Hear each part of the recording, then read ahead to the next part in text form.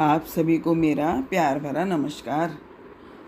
आइए सुनते हैं, अच्छे विचारों से ही जीवन सुंदर बनता है।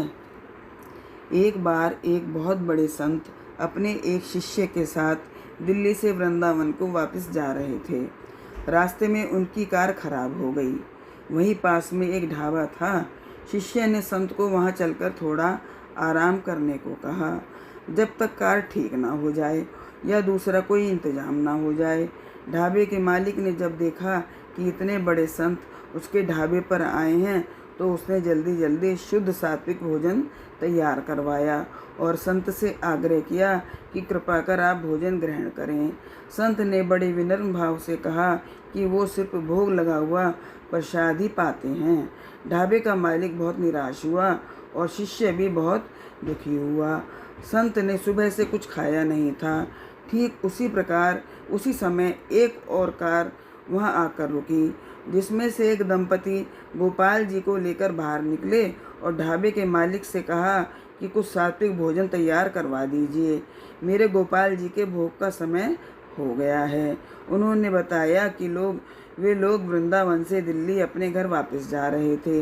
रास्ते में एक दुर्घटना की वजह से वे समय से घर नहीं पहुंच सके और अब उनके गोपाल जी के भोग का समय हो गया है। प्रभु की इस लीला को देखकर ढाबे के मालिक और शिष्य दोनों की आंखें भर आईं। संत के लिए बनाया हुआ भोजन गोपाल जी को भोग लगाया गया। फिर वो प्रसाद संत के पास ले गए और संत ने जब सारी बातें सुनी तो दौड़कर गोपाल जी के पास आए और दंडवती करी और संत की आंखों से आंसू रुकने का नाम नहीं ले रहे थे। संत ने कहा, कन्हैया, आज तूने मेरे लिए ढाबे पर, जहाँ प्याज लहसुन की गंध से मेरे लिए बैठना कठिन हो गया था, वहाँ तूने मेरे लिए आकर भोग लगाया कि मैं भूखा न रह जाऊँ। धन्य है तू जो अपने तुच्छ से तुच्छ भक्त के लिए भी सब कुछ तैयार करने को तैयार है। उस संत ने माथे को प्रसाद से लगाया। उसे वह आज जो प्रसाद अमृत से भी ज़्यादा मीठा लग रहा था।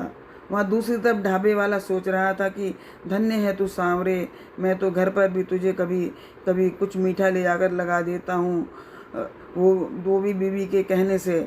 तू मेरी इच्छा पूरी करने के लिए खुद ही चल कर आ गया। तेरी कृपा और करुणा का कोई पार नहीं है कान्हा।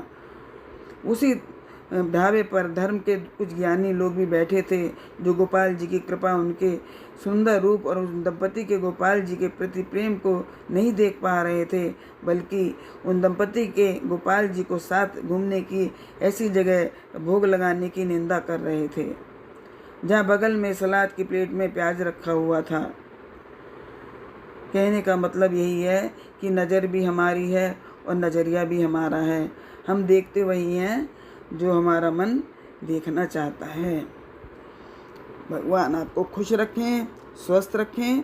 इसी प्रार्थना के साथ फिर मिलते हैं। राधे राधे।